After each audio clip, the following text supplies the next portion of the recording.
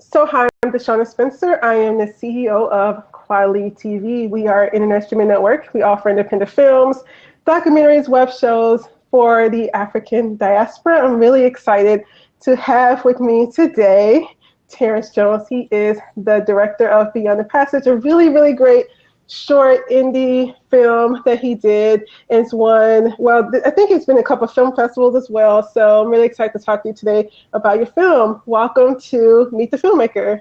Thank you. Good to talk to you. I'm really happy to have you here. So for people who have not seen the film, if you haven't seen it, I'm sorry, it's going to be a bit of a spoiler alert, but talk a little bit about what the film is about. Yeah, film is basically, starts off in like a post-apocalyptic wasteland type thing. It's a young girl and her grandfather, and they're just basically trying to survive and do what they can. And really, it's the grandfather's really sick, and the girl decides she wants to venture out and try to find help, try to find someone to help him get better. And I guess spoiler alert, it is out there, so if you don't want to hear this, cover your ears for the next 10 seconds. Right. Basically, how it ends is it's all her imagination. Basically, like her and her grandfather write stories, and like basically in her mind, the grandfather's really sick in the wasteland, but in real life, he's actually in the hospital about to pass away. And so her doing all this in her imagination is her way of coping with the fact that he's about to pass away. And she's kind of like writing the story at the same time. So Beyond the Passage is kind of like passages in like passage of time, someone passing away, and also her passage in her story. So right. So I thought it's only like 8 minutes long, but it packs in a lot in just 8 minutes. I would tell people it's like eating like a little mini cupcake, like the best cupcake you had. Like it's mini, it's small, but it's really, really good. And I feel like that's what the film does. When you were coming up with the story for Beyond the Passage, was it like something personal or experience, like with your own grandparents that you decided to do this particular story? yeah, it was actually. It was back in high school, senior year of high school. My grandmother passed away, and it was really the first person who was close to me, like close family or friends even, who passed away basically. So it was just a really weird time. It's kind of a surreal experience. Like even like looking back, it was still kind of a weird time. So I kind of used that like confusion that I had going through that, trying to make sense of everything. And I thought it would be interesting not only to tell that story, but maybe even like change perspective a little. Like me as like an 18-year-old, it was really confusing. But what would that be like? Put that perspective from like a little kid to see right. how they cope with that. So I thought that would be interesting. I love like the horror and that thrillers type stuff. So I just kind of threw that element in there too to kind of tell the story. So. Yeah, and I think that you tell a really great story. It's done very well. It's very well done. Talk about your process for coming up with the script, even for a short film. Coming up with a script it's really random for me because it's weird how ideas come to me. Like sometimes I'll like struggle to come up with anything for weeks and weeks and weeks, and all of a sudden I'll just like I might see like a picture on the internet, and all of a sudden all these ideas will come flooding into me. And really, that's really how I just have something that just hits me, and then I'll just kind of outline it, start writing, and then just keep writing, rewrite, rewrite, and then eventually I'll just get to that point where it's time to start finding locations and getting cast and crew and all that together. So it's just a weird process to kind of get that spark going sometimes, but once it gets going, it's just 1, 2, 3, you just keep doing it. So I know you mentioned, the process of writing script and then finding location. I actually thought the location that you chose for the apocalyptic part was really great. What was the process of doing that? Because typically for like big productions, there's a person who's just in charge of finding the location. But as an indie, these are things you may be doing yourself, or you may have maybe just a small crew doing things like that, right? Yeah. Indie is its own little monster. It's crazy. It's funny. Like indie will go both ways. Like sometimes you tell someone you're indie, will be like, oh yeah, we'll do this, and this for you, and then other times they'll be like, oh we don't even talk to indie people because they work with the big studios or whatever. But the place that I found was just north of LA, about a half hour north of LA, and it was this big ranch. Like you go north of LA, there's like mountains and it's almost like desert type area. So we found this really nice lady, and they shoot like big TV shows there and everything. But she was really nice about it and let us get a discount and let us shoot there and everything. And it was crazy because we actually had like some issues. We were only planning to shoot there one day. I think we ended up shooting 3 or 4 days actually, because things just kept happening out of our control. Like one day her neighbors were like playing like techno music blasting, like we couldn't get audio. So, yeah, that's not apocalyptic, right? Yeah. Apocalypse are not usually playing, you know, music in the background, but that's kind of how things go sometimes. You just never know. You just have to reach out. And yeah, I called places. I was driving around. I think one place I went to scout was maybe like 2.5 hours north of LA, out in the middle of nowhere. I thought I was gonna get lost and never find my way back home, but it ended up being found a place close to LA, and this is how it works out. So it was very fortunate. So I was happy with. I really liked how it turned out. So I was happy with the spot. It turned out, like I said, it turned out very, very well. What was the budget like? Because I know for a lot of indies, I remember I was reading an article that Ava DuVernay with her first film. I don't think she was able to pay a lot of people, so she sort of just fed people. Talk about the process of being an independent filmmaker and just finding the right people. Like the young lady, she did such a great job in her lead character. Yeah, I gotta say, as RMA Scott, I gotta say she was amazing. She was actually, the first day we were shooting the stuff outside at the ranch and everything, she was actually an allergy. So like she was tired, her eyes were watering, she was sneezing and everything. She was feeling sick, and it was amazing working with her. Because like once she hit record, like she snapped into it, and she was just, you couldn't even tell she was sick in it basically. So like finding people like that is very key. I was just a casting search and just, you know, doing auditions, and that's how I found her, and that's how I found all the cast. As far as crew, I think everybody on that was my friend basically. So this was I believe this was the first time I was able to pay everybody though. So I feel like I'm trying to get to that point where I can get enough money and consistently, you know, I try to treat people how I want to be. Like I don't necessarily want to work for free all the time. I'm trying to get to that next level. You want to be professional. So I tried. This was the first one I was able to say, and I was proud that I can pay everybody and everything. But like the money came from just saving up. Basically, it was just a matter of, I think I hadn't shot anything. I didn't shot a short film for like a couple, 2 or 3 years maybe. So I had the money to sit in there just for a rainy day. I didn't know what it was going to be for. Then it was like what I went back to, like when that idea hit me to do something. That's when I'm like, I'm gonna use all the money that I saved up to make this film. So that's how it worked out. And got the discount on the ranch. Also the interior of the hospital scene, they were amazing too. Like they gave us a discount too. So nice. Just have the money and kind of just finagle it and make it work somehow, some way. Basically, that's really what it is in the indie world. And then having friends and making great connections too. It sounds like you had great connections with friends who were part of your crew. Oh yeah. It's important.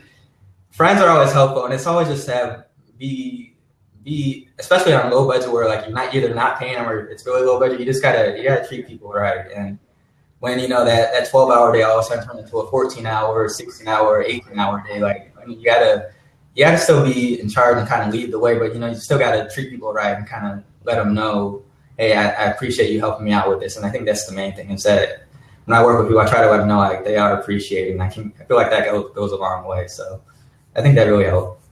Yeah, I totally agree. And one of the things I noticed, like, because we had a couple of comments on kweliTV's page about the film, people are like, it's great, but is it going to be longer? Do you see, I know you do a lot of short films. Do you see yourself expanding this particular project? Because I can see it expanding more, like really expanding her character and the grandfather's character a little bit further. It's something I have considered. I haven't really seriously sat down and like mapped it up, but it is a concept I really like, the little girl. And I really like the combining of different genres. Like, you know, it's a drama, you know, the grandfather is sick and everything, and then you combine like the weird, kind of like horror elements, like the weird apocalypse, like monster type thing. So I love combining genres. So it's definitely the concept of a kid trying to make sense of death, basically. At the same time, you have this backdrop of like all this like supernatural crazy stuff going on. So I definitely like to do something with it in the future, I think, but it's just at this time I haven't really expanded upon it yet, but it's in the back of my mind though, definitely, possibly. Right. And what do you see your style as a filmmaker? I feel like filmmakers have particular styles. Like you look at like a Spike Lee, you can see what his style, or like an Ava DuVernay. What do you think your style is as a filmmaker? I've noticed I really like kind of stuff that's like really, I guess, understated and kind of lets people kind of like figure it out on their own, like piece it together. Like the film it never really comes out. Never really comes out and says like, "Oh, your grandfather is about to die right now." Like it's kind of hints at it, and like even like in the beginning where it's still kind of weird stuff going on. You have like little hints of like the hospital room. Like there's the dead flowers on the table that were actually in the hospital room. The little get well soon teddy bear that's on the floor in the weird world is in the hospital room. So it's like I really like stuff that kind of, I guess because me as a viewer, I like stuff that you just sit back and you have to piece it all together yourself, because I feel like it's more like immersive. You kind of get more enjoyment out of the film when you got to piece it together yourself and you don't have anybody just smacking you in the face with it. You know, it's an experience all of a sudden. It's not just passively watching, it's an experience, and you got to kind of think about it and do that. Right. Yeah, the film, it really keeps you guessing, because if you were to just read the synopsis, you would just assume, okay, this is, the world has ended, grandfather, only people who are alive, possibly, maybe one other person maybe out there lurking somewhere. And then toward the end, that's when you really see what the film is all about. And I really appreciate that. And of course, the comments I got from the people who were viewing it on kweliTV were the same thing, like, wow, what a surprise. And I really, and I feel like people enjoy movies like that where they kind of have to keep guessing versus, oh, how it's gonna be. Like I had no idea that this is what was gonna happen in your film. Yeah, I appreciate that. It makes me feel good. It helps me. It's able to tell me I'm doing something right. Like, that's what I set out to do. So if people are saying that, I'm like thumbs up for me. I really like hearing that. That's great. One of the things too, you meet people who want to be filmmakers, and they may not have a big budget, but even though you had a very small budget, it looked top notch, looked very professional, was very well done. How were you able to create something on such a small budget, but make it look very professional? I think a lot of times people have a hard time trying to figure out how to do that. It takes practice. Basically, I think what helped me the most is really just having done it so many times. I've shot before this. I shot maybe like 3 or 4 other short films in school when I was in college, and done a ton of like spec commercials. And it tells me doing that is I learned what I can do, what I can't do. Like I know, like, hey, if I want to do like a car chase scene or something, it's going to cost this much money, take this much time. And time is money, so that's more money. Right. And then it's just that type of thing. So, and I also know like the equipment, and I knew how many people it'll take to set stuff up. So I think it's just experience really is what really is enabling me to kind of figure that out. I can't really say anything else, because there's no like real magic answer like, oh, just do this and this, because every film is different. So I think like me like back in college, I was shooting for the moon every time, but really it's like once you start to reel it in, not only working with limitation, I guess makes you easier to hone your skills and become a better filmmaker. So I think that's really overall, yeah, that's basically it. It's just kind of just experience and kind of just doing it and learning as you go. Talk about your journey to becoming a filmmaker. And as a kid, did you always know that this was something you're going to do, or was it something that came about later on? Talk about that journey. It's kind of weird. I guess it's something I always liked to do, but I never considered it. I never thought of it as a career, like making movies, until like my senior year of high school. I always thought like making movies was something you do for fun. But it's funny because like filmmaking was always kind of something I always did. Like in like junior high, like we had to do like a class project, and my choice was to make a movie. And like when I was a little kid, I would like take my uncle's VHS camcorder and like, ooh, what happens if I ride my tricycle with this and all that type of stuff. So it's like something I always enjoyed doing, but I never considered it as a career until I took a film class in my senior year of high school, and teacher showed us like Psycho, and she pointed out like all these different stuff that Alfred Hitchcock was doing. I'm like, I had no idea. Like to me, movies were just like when you turn it on, press play, 2 hours later you're done. But like he put like all this stuff in the film. That's when I realized this is pretty cool, and that's when I kind of hit the switch, and that's when I realized that's what I want to do. So continued it, did it in college, bought my own little DSLR camera. That's when I really started shooting a ton of music. In Chicago, there's a lot of hip hop artists, so I shot a ton of music videos. I was doing that at least once or twice a month. I was shooting a music video. Also helped me learn how to edit and everything. Edit, tell stories, shots, and all that stuff. Watched a lot of MTV, see how they were doing music videos, that type of thing.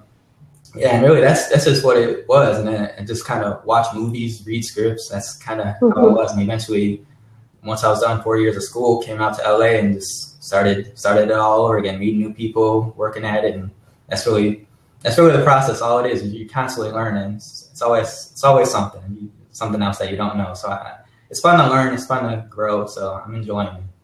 Did you study film in college? Yeah. I went to Columbia College in Chicago and did the filmmaking program, and it's a lot of fun. That's where I met a lot of people I still work with today. I met them there, so it's a good time. Talk about your new project. I know you're working on you just finished a new horror film. Talk a little bit about that. Yeah. It's called Black Magic, and it is shot. We shot it on location just north of New Orleans this past October, and it's basically set in rural Louisiana swamp. It's a family of runaway slaves. They venture out into this haunted swamp, this dark path, basically, and they're so desperate to get away that they choose this, against the recommendation of an older person at the plantation. They choose this black path, basically, to run away in hopes of getting to freedom. But along the way, they encounter an evil voodoo witch, basically, and basically the story is them trying to stay together as a family while also trying to avoid this evil witch who's like doing all this stuff to them. So that will be out very soon. 15-minute horror film. It's my first like real true horror film. So I'm excited about it. And horror films are very different from like a drama or like a narrative that you did at first. There's more makeup involved. Of course, I'm sure there's more money involved with doing something like that. Yeah. This one was really hard. It's probably the hardest thing I've ever done. Like if I had shot it in LA, it would have been like probably like 50 times easier. But I love Louisiana. I love New Orleans. I wanted to get that swamp. I wanted the hanging trees and all that stuff. So yeah, this one was just shooting in New Orleans was hard enough as it was. But then you throw in the makeup and also I don't know anybody out there, so you got to find the crew out there and all that stuff. But it was definitely worth it. I feel good about it. But yeah, the makeup, I've never done makeup like that before, but it was a lot of fun. Like seeing the girl go at it and like it looks great. That's all I'll say. And I'm really happy with how everything turned out. So yeah, I don't want you to give up too much information, but even something like scenes where there may be people have to fight someone or fight. How have you ever done anything like that where you had to have people like in a conflict, and how are you able to create scenes like that on a tight budget? You mean like as in a fight? Right. If that happened in the film. I haven't had one. That's one thing I'm actually looking forward to. I'm actually starting to outline my next film after Black Magic is in out, but I'm outlining my next one. I do want to do like some type of fight choreographed scene. So I haven't done that specifically, but I definitely like looked into it, and like that's tough. That's tough to make it look good. Like I see a lot of films that like I know what they're going for, but you can see like the punches aren't quite landing. Right. So that's what I definitely want to avoid that. So it's something like I definitely like bring a choreographer, a stunt person in, and definitely do it safe and just plan it out. It's a lot. It's a ton of planning to do something like that. So that's what I'm kind of tinkering with a little bit for my next one, but haven't done anything specifically with straight fight conflict type thing, but would like to do something like that very soon. Yeah, that's the next one. So when it comes to being a filmmaker, I know for some directors, there's strictly directors. They get a script and they see whether or not it's a script that they can bring to life. Do you always see yourself as a person who also write, or are you also open to taking scripts to direct? Yeah, I love writing. I'm learning I really specifically like writing dialogue.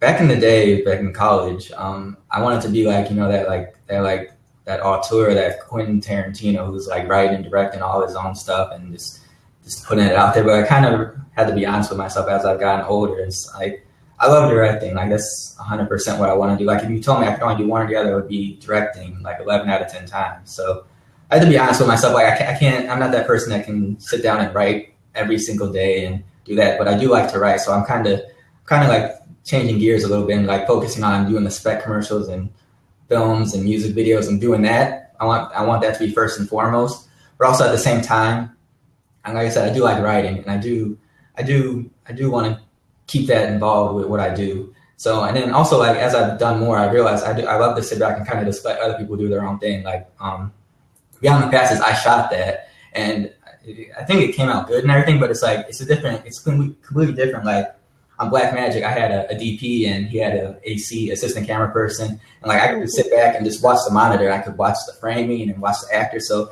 it's just it's a completely different thing. Like you can just sit back and be the director and the director only, and let other people do their job. Because then you can tweak the performances, tweak the shots. Like I'm pretty on the passages. I didn't have time to do that. Like I had to shoot it and hope that the acting was right where I wanted it, basically. So yeah, and it was. So thank you. But yeah, it's just one of those things. Like I'm open. I guess really when it comes down to it's writing and directing. But it's mainly just right now just get the directing right and then kind of branch out after that. Do you see yourself doing your full-length films in the future? Oh yeah, that's the plan. The next one, Blackmagic, is started out originally as a feature. I raised the money shooting. I shot a bunch of spec commercials for different companies, and how it worked once they picked them up, I got paid and everything. And so that eventually, that's the money I used to pay for Blackmagic down in New Orleans and everything. But basically, long story short, as I was kind of crunching the numbers, I realized I had nowhere near enough money to shoot a feature. Like I really wanted it to be a feature, about this family in the swamp, trying to avoid this voodoo witch, basically. But it was just, the money wasn't there, basically. So I barely actually had enough to do a short film. But basically I'm using the short film to eventually transition into, hopefully people see it. I'm working on a feature-length script a little bit. So hopefully people see it and kind of, light bulbs will go off like, hey, do you have a feature? Yes, I do have a feature. That type of thing. So that's the plan with that. But also I do have some other some rough ideas for feature-length scripts, but it's like I said, I'm still trying to just focus on the directing right now. But I do once the ideas start coming to me a little bit, I do want to knock out some more feature-length scripts at least, and then put them out there and see what happens. Did you watch the show on documentary Project Greenlight? Oh yeah, that was a very interesting show. Yeah, I did watch that. Yes, very interesting. I'm not going to go into details with the sister and my anger, how they were treating her, but one of the things I noticed, a lot of articles are written about, being a Black director, and the fact that I saw it from the beginning. I don't think there were any Black finalists on that show. Were there? No. Yeah, I didn't think so. I'm pretty sure it was I think it was an Asian guy and a woman. I think that was it. That was it, basically. Yeah, one woman and one Asian guy, and all the rest were white men. Yeah. What are your thoughts when you think about the state of filmmaking and the fact that 2016 we're still having these issues with sometimes filmmakers of color not getting the same opportunities like that guy from Project Greenlight. He may have been a good filmmaker, but he was an a-hole. I mean, at the end of the day. It's complicated. Like being in LA has enabled me. I've worked on studio lots. I've seen the scripts and projects that come in. I've seen people taking meetings and everything. It's complicated. It's mainly starts from the top. We can make all the noise we want at the bottom, but if we're not up there at the top, hiring people, casting these projects, that's what's going to keep happening over and over. And it's slowly people higher up are starting to get it, but it's just a matter of people like us, more diverse people have to be in positions up top, basically, is what it's going to come down to. Because I know, last year, I'm sure it'll probably happen this year too when they announce the nominees, but last year at the Oscars, everyone was claiming there weren't a lot of Black nominees and stuff for different stuff, but the other problem is there weren't a lot of Black roles, period. So you can't nominate somebody for a role that doesn't exist, basically. So it's just a matter of just behind the scenes, just people. It's one of those things, even casting, I think is interesting. When people put out roles and stuff, they might not say explicitly nationality or whatever, but it's almost always default a white person, basically. And I think it's like that mentality's got to change, basically, is what the issue is. So it's just, we got to keep bringing it up, keep talking about it, but it's a top down thing. It's just got to happen that way. And I feel because when I started kweliTV, people well, there aren't that many Black filmmakers out there. No, there are, but that's, if you on the outside looking in, you may assume that it's just, Tim Story, Ava DuVernay, Spike Lee, just a few people, a handful of people, and there are a lot of Black filmmakers out there, but they just don't get that foot in the door to do their full-length feature. That the movie house isn't giving someone a chance to do that project. And I guess you're right. It's just really about having someone at the top who will give other Black filmmakers a chance, like the work that you're doing, it's like phenomenal, and if you had that money to do a full-length film, it would, you'll just blow it out the water. But I really feel like, someone just mentioned we need more awareness and visibility on the side. If anyone has any questions, we have just a few more minutes left for this interview. So if you have any questions, you can go down to the side and you can ask your question, and Terrence will answer it for you. But I really, this has really been a great conversation. I really like talking to filmmakers on the platform because I really feel like it's really a good way for people to get a sense of how the industry works, especially for an independent filmmaker trying to make it. How long have you been in LA, and what's the process been like for you to make connections and to be able to even go as far as you've gotten as a filmmaker? Yeah, wow, it's been about 4 years now. What was fortunate for me was right after school, I came from Columbia in Chicago. They had like a little 5-week program after I graduated where I could we worked on we took I guess you would call them classes on one of the studios out here, and every day different people from the industry would come in and talk to us, producers, screenwriters, but they would just come and talk to us and give us their little piece and tell us what the industry was like. And that was really an eye-opener to hear what they had to say. And I've done a few, before I started, my regular part-time job, I did a bunch of internships, and some of them were also at different studios out here. So that's what really kind of showed me the industry, because I'm from Chicago, so being out there, it's a little different. There's not an industry. There's people working and making films and TV shows out there, but it's not an industry. You can't go down the street and there's a studio here and a studio here and a studio here. It's really being out here. You're in it. It's almost honestly being out here sometimes in LA doesn't even feel real sometimes. There's so many events. If you talk to some of the actors and producers, you listen to their schedules, it doesn't even sound real, some of the things they do. So it's just a matter of kind of getting on the same wavelength as them, basically. This isn't, LA's Hollywood's not the real world. So you kind of got to think like them, and that's how you kind of get your foot in the door. Once you kind of get on the same page with them, is what I'm learning. It's kind of meet the right people, shake the right hands, and go to the right events and all that stuff. That's really what it is. So that's what I think I've really learned just from being out here. Mm-hmm. Yeah, and everything too.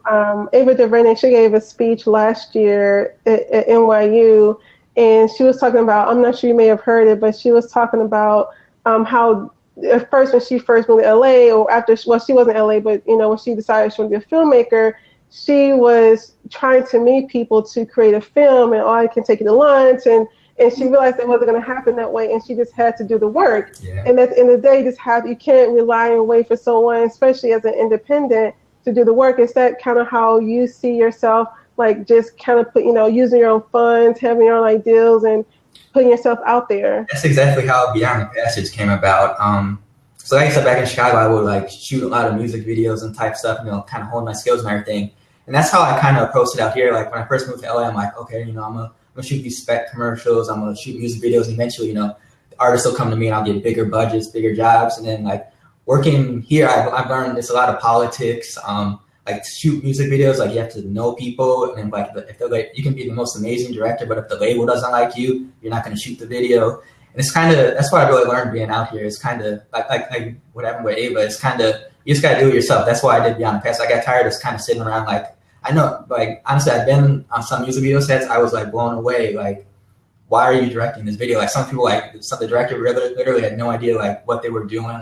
The system would do everything for them. And I would sit back and that's kind of my wake up. I'm I could be doing this, but they're doing this. So why am I sitting back waiting for these people to give me a job? Let me just put some work out there, and then they'll be coming to me. Sitting back and waiting, hoping hey, have you seen my music video reel? It wasn't working. So I'm let me do the films and get back to straight just doing film. And I can be in festivals, I can shake hands, I'll have something to show people. So that's really how that came about. And that's kind of the mentality I have now. You just have to put stuff out there. You can't just hope that people see yourself or that they'll like you enough to give you a job. You have to have something.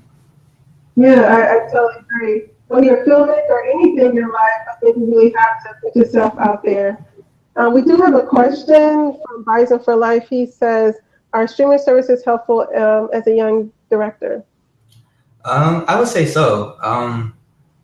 Yeah, I think honestly, there's all types of streaming services. It's like the YouTubes and there's the premium service and stuff. But I think overall it is helpful. I will say it is weird. I have a friend that just shot a feature, and like the industry is changing so fast. Like it used to be like you shot a feature and you got it on streaming, all of a sudden like that's your ticket to get in, you know, the next project. Like you get the next like $1 million movie, the $20 million movie, whatever. Now it's like some people are on streaming, and like it's kind of like people aren't getting those jobs anymore. So kind of like they're I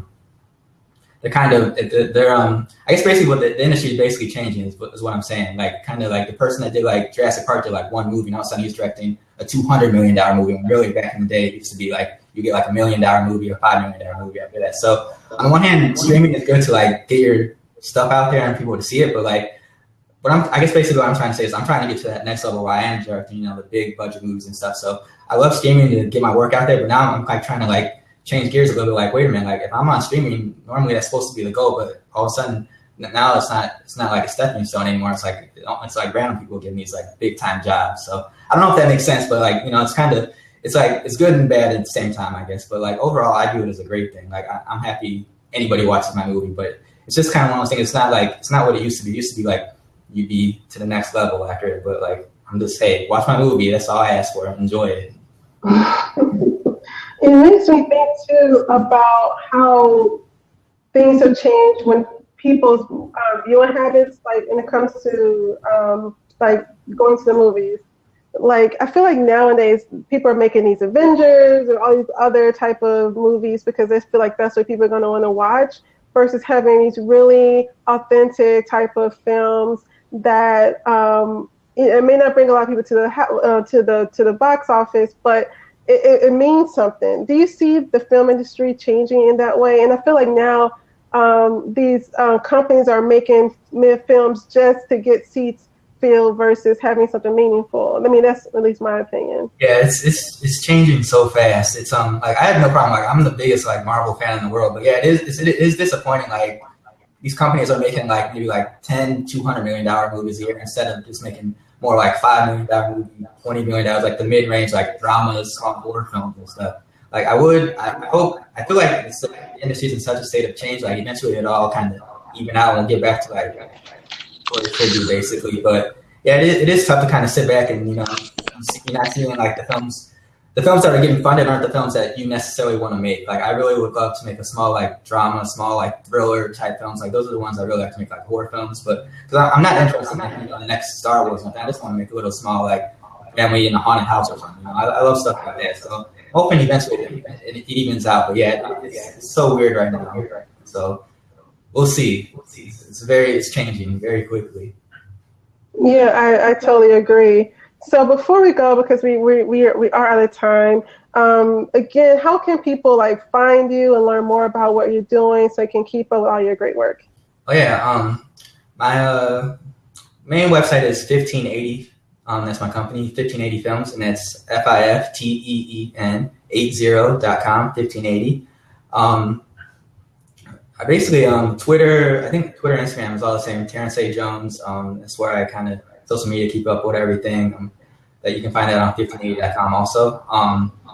That'll have information about Beyond the Passage and everything on there too. Black Magic will be coming out soon. SheIsWatchingUs.com. That's the teaser trailer and all the information for Black Magic. SheIsWatchingUs.com. And that's really it. So yeah, just 1580, SheIsWatchingUs.com. You know, that's it. So check out Beyond the Passage on kweliTV. Don't forget that too. Yes, please do. Yeah. And it looks like one person has a question. If you want to answer this very quickly, what director would you like to work with if you could work with a director? Ooh, that's a tough one. I got a few. I got Chris Nolan and Guillermo del Toro, probably my two. I love Chris Nolan's action scenes. I love Guillermo del Toro's gothic horror sensibility. So I would love to do something with one of them, possibly. Awesome. Well, thank you so much for this conversation. It was really great. 30 minutes went by very quickly, but yeah, but it was so great I'm really excited to have you on the platform. People really love your short on kweliTV, so I'm really excited can't wait to watch your new film on the platform, or whenever, if you decide to put it on kweliTV, we'll gladly have it on the platform. But I just spoke with Terrence Jones. He is the director of Beyond the Passage, and he has a lot of greater content. Just check him out, and definitely check out kweliTV.